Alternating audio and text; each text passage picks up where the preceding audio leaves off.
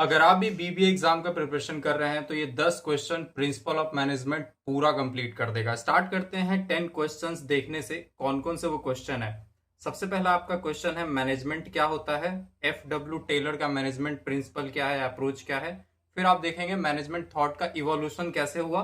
ये 3 क्वेश्चन हम लोग पहले देख लेते हैं, फिर आगे चलेंगे। सबसे पहली चीज स्टार्ट करते हैं डायरेक्ट अपने पहले क्वेश्चन से। व्हाट इज मैनेजमेंट, मैनेजमेंट होता क्या है। तो बहुत प्यारा सा डेफिनेशन है कि मैनेजमेंट एक प्रोसेस है planning, organising, staffing, directing and controlling. इन वर्ड्स को ना याद रख लीजिए, planning, organising, staffing, directing and controlling. POSDC, ये 5 लेटर रट लीजिए। अगर नहीं भी याद होगा तो आगे के सारे क्वेश्चंस में याद हो ही जाएगा। तो ये जो प्लानिंग, ऑर्गेनाइजिंग, डायरेक्टिंग, कंट्रोलिंग है। प्लानिंग मतलब बेसिकली आप टास्क को पहले डिसाइड करते हैं कि क्या करना है और कैसे करना है। ऑर्गेनाइजिंग में जनरली हम लोग क्या करते हैं कि इसको करने के लिए जो जो चीजें लगेंगी उन सब चीजों को इकट्ठा कीजिए, कौन क्या क्या चीज करने वाले हैं ये सब डिसाइड करेंगे। स्टाफिंग आता है नेक्स्ट चीज, सबसे इंपॉर्टेंट। स्टाफिंग में क्या होता है कि आप एग्जैक्टली ये डिसाइड करते हैं कि कौन सा पर्सन कौन काम करेगा और हर काम के लिए आप इंसान ढूंढते हैं डायरेक्टली। फिर आता है डायरेक्टिंग, मतलब जो लोग काम कर रहे हैं उनको गाइड करना, मोटिवेट करना। सुपरवाइजर होता है ना, सुपरवाइज करता है ये चीजें, मैनेज करना। और आता है नेक्स्ट कंट्रोलिंग। कंट्रोलिंग में क्या होता है कि आप एक्चुअल जैसा प्लान किए थे और जैसा काम हो रहा है, अगर इन दोनों में कोई डिफरेंस आ रहा है तो आप क्या करेंगे, वहां पे कुछ टेम्पोररी फिक्स करेंगे या फिर उसको सुधार करेंगे। इस पूरे चीजों को आगे और हम लोग पढ़ेंगे। बेसिकली ये जो 5 वर्ड्स हैं, इसी के कॉम्बिनेशन को हम लोग बोलते हैं मैनेजमेंट। तो मैनेजमेंट एक प्रोसेस है जिसमें प्लानिंग, ऑर्गेनाइजिंग, स्टाफिंग, डायरेक्टिंग और कंट्रोलिंग करते हैं। अच्छा, किस चीज को कंट्रोल और ये सब करेंगे? द रिसोर्सेज ऑफ ऑर्गेनाइजेशन, यानी जिस भी बिजनेस में आप हैं उसका रिसोर्सेज को। वाई, क्यों करते हैं management? To achieve its objective effectively and efficiently, ताकि उस ऑर्गेनाइजेशन के गोल को इफेक्टिवली मतलब जितना अच्छा से अच्छा आउटपुट निकाला जाए, और एफिशिएंटली मतलब जितना कम से कम रिसोर्सेज में गोल को अचीव किया जाए। बात करते हैं, एक एग्जांपल देते हैं मैनेजमेंट का। जैसे मान लीजिए किसी डिजिटल मार्केटिंग के मैनेजर को ये गोल मिल सकता है कि आप कम से कम पैसे में ये कैंपेन एग्जीक्यूट कीजिए जो हमारा नया प्रोडक्ट आ रहा है। तो वो क्या करेगा, यही ट्राई करेगा कम से कम पैसे में ज्यादा से ज्यादा ऑडियंस तक बात पहुंचाई जा सके। अब हम लोग बात शुरू करते हैं नेचर ऑफ मैनेजमेंट, कि मैनेजमेंट का नेचर कैसा है, मतलब मैनेजमेंट होता कैसा है। तो पहला चीज, मैनेजमेंट गोल ओरिएंटेड है। मतलब मैनेजमेंट एक ऐसा प्रोसेस है जिसमें सारा चीज गोल के लिए किया जा रहा है, गोल को किसी तरह अचीव करना ही है, मतलब प्रोसेस जो बताए गए हैं उसका यूज करके। नेक्स्ट आता है मैनेजमेंट कंटिन्यूअस प्रोसेस है, हमेशा चलते रहता है, नेवर एंडिंग प्रोसेस बोल सकते हैं आप इसको। नेक्स्ट, जनरली हम लोग प्लानिंग, ऑर्गेनाइजिंग, स्टाफिंग, डायरेक्टिंग कर लेते हैं, और कंट्रोलिंग रेगुलरली चलता रहता है। कंट्रोलिंग से और ज्यादा फीडबैक आता है, फिर और इंप्रूवमेंट होता जाता है। फिर आता है management is a group activity. Management कोई ऐसा टास्क नहीं है जैसे कि पेंटिंग नहीं कि कोई अकेले कर दिया, ये ग्रुप एक्टिविटी है, इसमें बहुत सारे लोग इन्वॉल्व होते हैं। मैनेजमेंट इज यूनिवर्सल, जितने भी चीजें आप देखते हैं, हॉस्पिटल आप देखें, पुलिस स्टेशन देखें, हर जगह पे मैनेजमेंट इन्वॉल्व होता है, चाहे कोई बड़ी कंपनी स्टार्टअप ही क्यों ना हो। मैनेजमेंट इज डायनेमिक, मतलब मैनेजमेंट कोई ऐसा मतलब रूल्स नहीं है कि ये ऐसे ही होगा, जैसे साइंस या फिजिक्स में होता है कि हाँ ये चीज फिक्स्ड है, ये ऐसे लिख दिया गया तो ऐसे ही होगा। जैसे एग्जांपल बताते हैं, हम लोग मैनेजमेंट में 3 लेवल मानते हैं, top level, middle level, low level. तो ऐसा जरूरी नहीं कि वैसे ही फॉलो करना है, हो सकता है कोई ऑर्गेनाइजेशन उसको अपने हिसाब से मॉडिफाई कर सकता है, इसीलिए बोलते हैं डायनामिक। नेक्स्ट है मैनेजमेंट आर्ट भी है और साइंस भी है। आर्ट क्या होता है, जो हर इंसान का अपना अपना होता है, और साइंस जो दुनिया में सबके लिए सेम होता है। तो मैनेजमेंट को आप ना ही एक तरह का आर्ट बोल सकते हैं कि सब अपने अपने हिसाब से करता है, और आप इसको ना ही साइंस, मतलब बेसिकली दोनों का आप इसको मिक्सचर बोल सकते हैं, ये आर्ट भी है और साइंस भी है।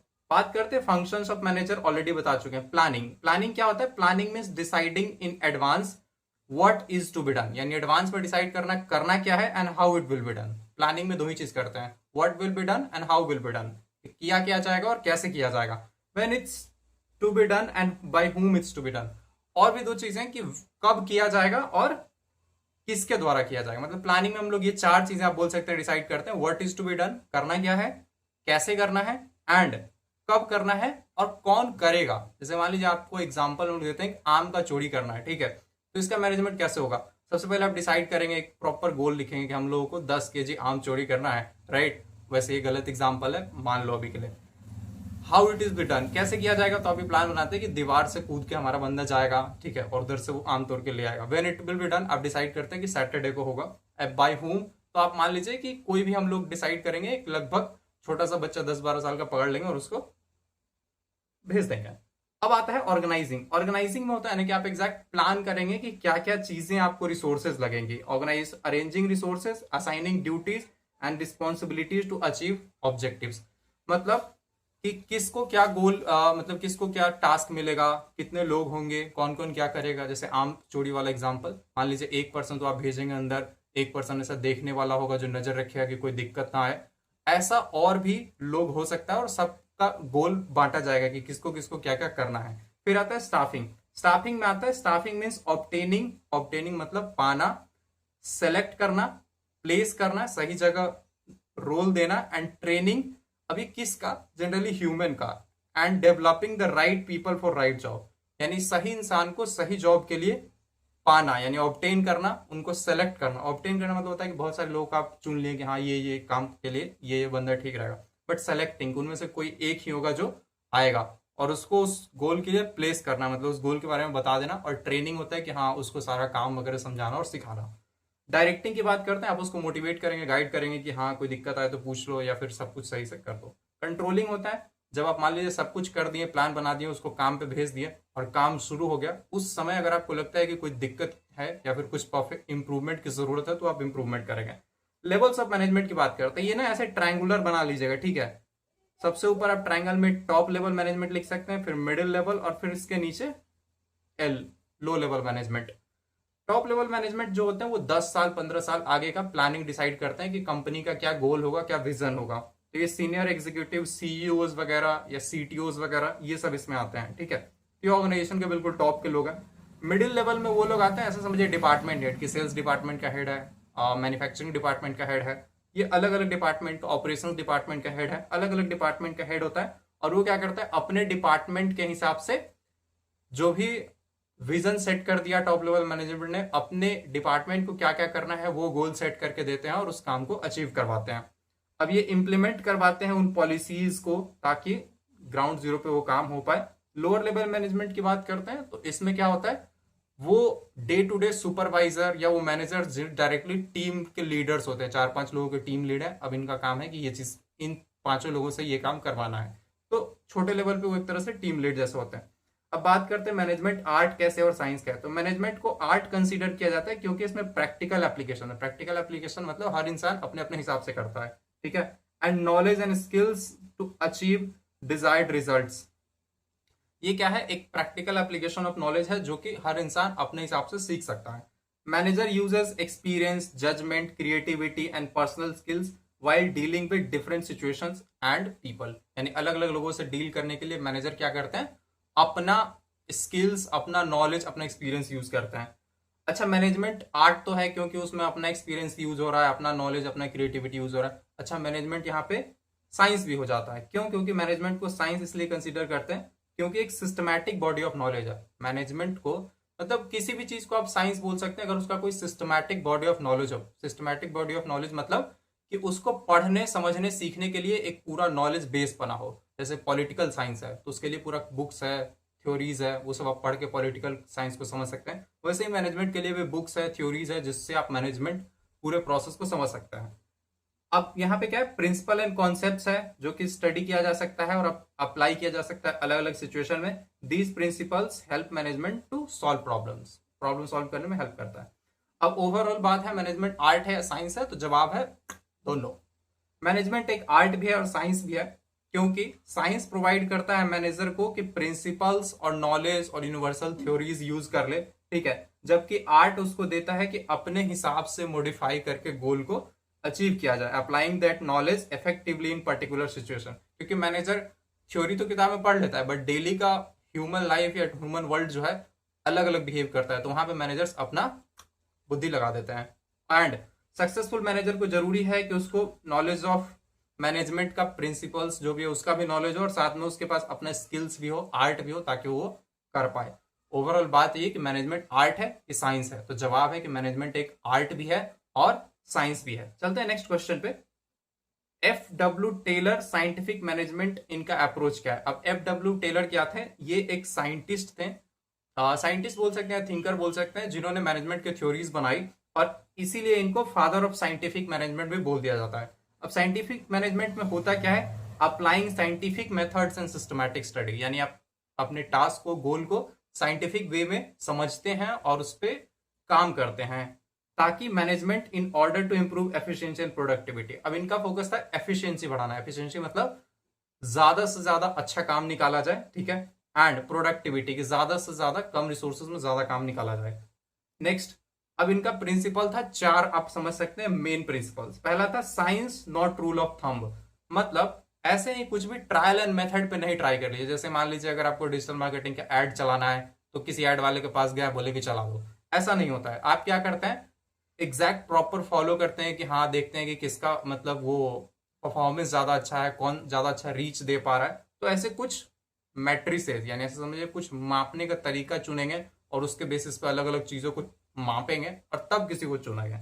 तो साइंस यूज करना है, work should be perform using scientific methods instead of traditional trial and error. मतलब वही बात है, पहला प्रिंसिपल है कि ट्रायल एंड एरर मतलब तुक्के से करने के बजाय साइंटिफिक मेथड्स का यूज करके टास्क को परफॉर्म करेंगे। हार्मनी नॉट डिस्कॉर्ड, हार्मनी मतलब होता है शांति से काम हो, शोरगुल से ना हो। मतलब management and worker should maintain cooperation, जो मैनेजमेंट है या मैनेजर है और जो वर्कर है जो काम कर रहे हैं, उनके बीच में अच्छा कोऑपरेशन होना चाहिए, ना कि कन्फ्लिक्ट हो जाए कि मैनेजर बोल रहा है कि ये करेंगे और एम्प्लॉय बोल रहा है हम ना कर रहे हैं। ऐसा नहीं होना चाहिए। कोऑपरेशन नॉट इंडिविजुअलिज्म, ऐसा नहीं होना चाहिए कि इन एक मैनेजर है वो क्या बोलते हैं उसको, अपने आप पे ही अपना ही चलाया जा रहा है, ऐसा नहीं होना चाहिए। सबका बात बराबर सुना जाना चाहिए और एक कोऑपरेशन में काम होना चाहिए। नेक्स्ट बात करते हैं, management should cooperate with worker to ensure that scientific methods and are properly implemented। वही बोला, मैनेजमेंट को वर्कर से इंटरेक्ट करना चाहिए। डेवलपमेंट ऑफ ईच पर्सन, यानी हर पर्सन का डेवलपमेंट होना चाहिए, सबके डेवलपमेंट के बारे में सोचा जाना चाहिए, सिर्फ ऑर्गेनाइजेशन के गोल के बारे में ही नहीं। हर पर्सन डेवलप हो ताकि वो नेक्स्ट लेवल प्रमोट होने के लिए रेडी हो पाए। Worker should be scientifically selected, trained and developed so that they can perform their job efficiently. बात करते हैं main techniques of scientific management. Scientific management का कुछ टेक्निक है। देखिए, वो सब प्रिंसिपल था कि साइंस नहीं, मतलब साइंस यूज करो, rule of thumb, rule of thumb मतलब होता है ना कि तुक्के से चीज ना करें, साइंस का यूज करें। दूसरा था कि शांति से काम करें, ना कि शोर से, डिस्कॉर्ड से। आप लिख लीजिएगा, हार्मनी नॉट डिस्कॉर्ड। नेक्स्ट है कॉपरेशन नॉट इंडिविजुअलिज्म, यानी कॉपरेशन से काम होना चाहिए, ऐसा नहीं कि कोई एक ही इंसान अपना चलाया जा रहा है। डेवलपमेंट ऑफ ईच पर्सन, यानी हर पर्सन का ओवरऑल ऑर्गेनाइजेशन में डेवलपमेंट होना चाहिए। बात करते हैं मेन टेक्निक क्या क्या है इसका। तो सबसे पहला टेक्निक है टाइम स्टडी। टाइम स्टडी मतलब ये कहता है कि determine the standard time required to complete a particular task, यानी हर टास्क का टाइम पता होना चाहिए, कितने टाइम में ये किया जाना चाहिए, कितने टाइम में किया जा सकता है, ये प्रॉपर टाइम का स्टडी होना चाहिए। Next, motion study. Motion study कहता है कि studies the movement involve in performing task. Movement मतलब क्या क्या चीजें इस टास्क को करने में किया जाएगा, ठीक है, एंड एलिमिनेट्स अननेसेसरी मूवमेंट। तो मोशन स्टडी में यही करते हैं कि क्या क्या स्टेप्स आ रहे हैं उस सबको समझना, ठीक है, एंड उसमें से कोई स्टेप अननेसेसरी लग रहा है जो बिना काम के कर रहे हैं तो उसको हटा देना चाहिए। जैसे मान लीजिए आप किसी चीज को बर्फ जमा रहे हैं आइसक्रीम बनाने के लिए और फिर उसको पिघला रहे हैं और फिर जमा रहे हैं, तो आपको पता है कि ये चीज बीच में थोड़ा रिपीटेड हो रहा है, इसको काट देना चाहिए। बात करते हैं मेथड स्टडी। मेथड स्टडी मतलब finds the best method to perform particular job. पहला था टाइम पता कीजिए, कितने टाइम में होना चाहिए, प्रॉपर टाइम का स्टडी कीजिए, टाइम के हिसाब से कंपेयर कीजिए। मोशन स्टडी, सारे स्टेप्स को समझिए, कोई गलत लगता है तो उसको हटा दीजिए। मेथड स्टडी मतलब कौन सा मेथड आप फॉलो कर रहे हैं उसको स्टडी कीजिए, और कौन सा मेथड सही रहेगा ये भी ध्यान रखना, मैनेजमेंट का रिस्पॉन्सिबिलिटी है। Fatigue study, determine the amount of frequency of rest required to reduce worker fatigue. यानी कि फटीग स्टडी मतलब है ना कि काम तो शुरू कर देंगे बट एक टाइम के बाद एम्प्लॉयज मेरे थक जाएंगे, तो उनका कितने टाइम के बाद उनको रेस्ट देना चाहिए, कितना रेस्ट देना चाहिए, वो सब भी प्लान करके चलना पड़ेगा। Next, differential piece rate system. Worker जो अच्छा काम कर रहे हैं उनको ज्यादा अच्छा मतलब वो मिलना चाहिए। देखिए बोला डिफरेंशियल पीस रेट सिस्टम मतलब हर इंसान को अलग अलग ट्रीट करना चाहिए। अगर कोई ज्यादा अच्छा परफॉर्म कर रहा है तो उसको बोनस मिला जाए, रिवॉर्ड्स मिला जाए, मतलब दिया जाए, एंड अगर कोई बुरा कर रहा है तो उसको बाकी लोगों से लोअर रेट या लोअर सैलरी या फिर ऐसा कुछ मिलना चाहिए। बात करते हैं एडवांटेजेस क्या है साइंटिफिक मैनेजमेंट का। तो प्रोडक्टिविटी बढ़ जाता है, वर्क एफिशिएंसी बढ़ेगा, वेस्टेज बढ़ जाता है। मान लीजिए टाइम का या फिर रिसोर्सेज का जो वेस्ट हो रहा था, मान लीजिए कोल्ड ड्रिंक बनाने का कंपनी है उसमें पानी वेस्ट हो रहा था, तो वो चीज जब अगर आप प्रॉपर मेथड्स फॉलो करेंगे तो कम हो जाएगा। एफिशिएंसी इंप्रूव होता है, स्टैंडर्डाइजेशन ऑफ वर्क होता है। इसमें क्या होता है कि आपके कंपनी में 500 प्लांट है, तो अगर आप थ्योरी से कंपनी चलाएंगे या थ्योरी से मैनेजमेंट करेंगे, तो एक थ्योरी अगर कहीं एक जगह पे हिट हो गया, मतलब सॉरी चल गया, तो वो आप सब जगह same to same ditto apply कर सकते हैं। स्टैंडर्डाइजेशन का मतलब यही होता है कि एक थ्योरी अगर सक्सेसफुल चल रहा है तो वही थ्योरी सारे प्रोसेसेस में या सारे जगह पे सारे प्लांट्स में यूज किया जाएगा। ठीक है, नेक्स्ट बात करते हैं बेटर वेजेस। इससे इंप्लॉयज को भी काफी ज्यादा वेजेस मिलेगा, क्योंकि ज्यादा अच्छा काम होगा, ज्यादा कंपनी कमाएगी तो ज्यादा पैसा मिलेगा। इंप्रूव्स मैनेजमेंट वर्कर कोऑपरेशन, यानी मैनेजमेंट और वर्कर के बीच में प्यार काफी अच्छा बढ़ाता है इससे। ठीक है, हाँ अभी इससे भी बेटर मॉडल्स है, आगे देखेंगे। लिमिटेशन क्या है कि वर्क को ये मतलब वर्कर को मैकेनिकल मशीन के तौर पे ट्रीट करता है कि हाँ 9 घंटे तो ये काम करेगा ही, 9 घंटे में 20 जूता तो ये बनाएगा ही। समझे, वो अमृत चोरी वाली बात कि उस इंसान को आप ट्रीट कर लेते हैं कि ये कूद के 10 फीट तो पार कर ही जाएगा, ये 20 आम तो तोड़ ही लेगा, आप उसको एज ए मशीन ट्रीट करें तो ये काफी गंदा चीज है। इससे ह्यूमन हो सकता है डिमोटिवेट हो सकता है। मोनोटोनस वर्क, अब चूंकि यहाँ पे ये डिसाइडेड है कि कोई अगर अच्छा कर रहा है तो उसको और रिवार्ड दो और रिवार्ड दो और उससे वही काम और करवाओ, तो इससे क्या हो सकता है, बोरिंग हो जा सकता है उस इंसान के लिए। इंपॉर्टेंस ऑफ सोशल नीड, यानी इंप्लॉय का सोशल नीड्स पे ज्यादा ध्यान नहीं देता कि वो क्या चाहता है क्या नहीं चाहता है। रेजिस्टेंस फ्रॉम वर्कर्स, यानी वर्कर में fear increased workload and loss of jobs due to higher efficiency. ज्यादा एफिशिएंसी बढ़ाने के चक्कर में वर्कर को ऐसा लग सकता है कि जॉब का रिस्क है या फिर यहाँ पे वर्कलोड बहुत ज्यादा है। Not suitable for every situation, हर सिचुएशन में ये वाला काम नहीं करता। Management techniques may not actually work equally well in types of organisation, यानी हर टाइप ऑफ ऑर्गेनाइजेशन हो सकता है किसी बिजनेस में काम करे किसी में नहीं भी करेगा। ये जरूरी नहीं है कि साइंटिफिक मैनेजमेंट काम करेगा ही। अच्छा, अभी हम मैनेजमेंट का एक स्पेसिफिक क्या बोलते हैं टाइप या वर्जन पढ़ रहे थे जिसको बोलते हैं साइंटिफिक मैनेजमेंट, जिसको FW टेलर ने बनाया था। अगर आपको ये सब समझ में ना आए तो तुरंत वीडियो पीछे करके दोबारा देखा कीजिएगा। ठीक है, और 2 बार कम से कम वीडियो जरूर देखिएगा ताकि रिवीजन हो जाए मेरे दोस्त। बात करते हैं इवोल्यूशन ऑफ मैनेजमेंट थॉट, यानी मैनेजमेंट के सोच का कि मैनेजमेंट क्या होगा कैसे होगा, इसका विकास कैसे हुआ। इवोल्यूशन मतलब होता है विकास। तो इवोल्यूशन ऑफ मैनेजमेंट में ये चीजें आता है कि मैनेजमेंट आइडियाज एंड प्रिंसिपल्स का समय के साथ कैसे विकास हुआ, अलग अलग अप्रोचेज आए ताकि ऑर्गेनाइजेशन के गोल्स को बेटर अचीव किया जाए एफिशिएंटली एंड इफेक्टिवली। तो सबसे पहला था साइंटिफिक अप्रोच, जो आपने अभी थोड़ी देर पहले देखा। इसमें क्या था, FW टेलर ने इसको बनाया था और ये अप्लाई किया, इसमें साइंटिफिक मेथड्स को अप्लाई किया जाता है वर्क में ताकि एफिशिएंसी और प्रोडक्टिविटी बढ़ाया जा सके। इसका मेन फोकस यही था कि काम को साइंटिफिकली स्टडी किया जाए, स्टैंडर्डाइज किया जाए, यानी कि हर प्रोसेस में हर प्लांट में एक प्रॉपर फ्लो बनाया जाए और उसी फ्लो को सब जगह फॉलो किया जाए। टाइम स्टडी, यानी टाइम को स्टडी किया जाए, हर काम में लगने वाले काम को, समय को, और अगर उसको रिड्यूस किया जाना पॉसिबल है तो वो भी डिटेक्ट करना चाहिए। मोशन स्टडी, हर काम में होने वाले सारे स्टेप्स को स्टडी कीजिए, सारी मूवमेंट को स्टडी कीजिए, और कोई मूवमेंट अगर हटाया जा सकता है जिससे कि रिसोर्स बच पाए तो उसको हटा देना है। Next worker efficiency, worker efficiency मतलब इंसान जो वर्कर है उससे ज्यादा एफिशिएंटली काम निकाला जाए।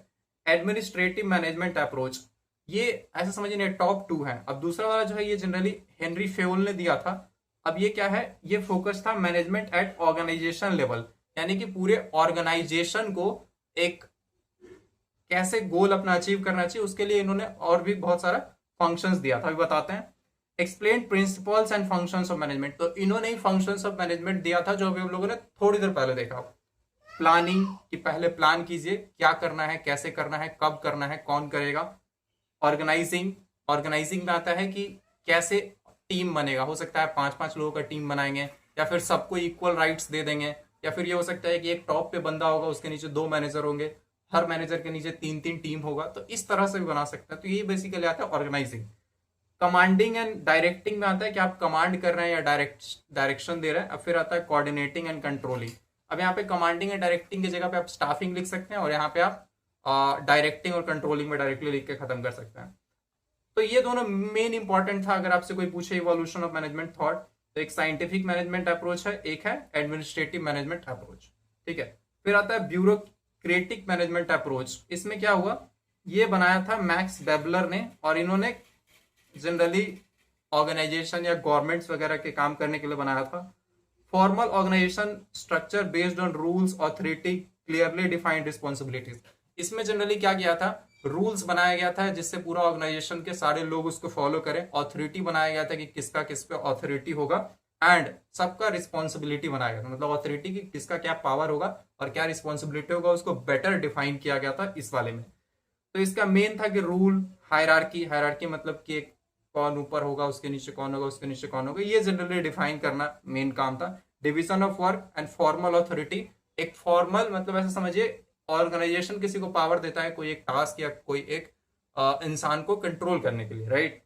Human relations approach, human relation वाला ये वाला बहुत इंटरेस्टिंग था जिसमें ह्यूमन के बिहेवियर पे फोकस किया गया। Human relation approach developed as a reaction of excessive emphasis on efficiency and productivity, यानी पहले जो ज्यादा प्रोडक्टिविटी पे और एफिशिएंसी पे बार बार ध्यान दिया जाता है उसमें इंसान को मशीन मान लिया जाता है, तो उस चीज को कम करने के लिए या फिर उसके ओपोज में, ओपोनेंट में ये बनाया गया theory. It recognise the importance of human and social factors at work place, यानी कि इंसान और सोसाइटी का फैक्टर्स इन्फ्लुएंस करता है टास्क को, जैसे कि उसको फेस्टिवल पे मोटिवेट करना, उनके फैमिली को, बच्चों को अलग अलग इवेंट्स में पार्टिसिपेट करवाना, थोड़ा सा फन चीजें करना, तो ये सब चीज इसमें लाया गया। मेन इम्फेसाइज एम्प्लॉय का रिलेशनशिप बढ़ाया जाए, मोरल या मोटिवेशन बढ़ाया जाए, उसको बार बार अप्रिशिएट किया जाए अच्छी चीजों के लिए, बुरी चीजों पर डांटा ना जाए, अच्छे से समझाया जाए क्योंकि वो इंसान है, right. Communication and group behaviour वगैरह, कम्युनिकेशन वगैरह इंप्रूव किया गया। नेक्स्ट आया बिहेवियरल अप्रोच, इसमें क्या हुआ, the behavioural approach further developed study of human behaviour in organisation, यानी ह्यूमन बिहेवियर को और ज्यादा बेहतर इस अप्रोच में लाया गया। It focused on understanding employ motivation, leadership, communication and group behaviour. इसने क्या किया, जनरली सेम वो जो ह्यूमन रिलेशंस अप्रोच था ना उसको और बेटर बनाया, ठीक है, एंड इसमें एम्प्लॉय के मोटिवेशन को, लीडरशिप, कम्युनिकेशन को, इस सबको और ज्यादा बेटर समझा गया।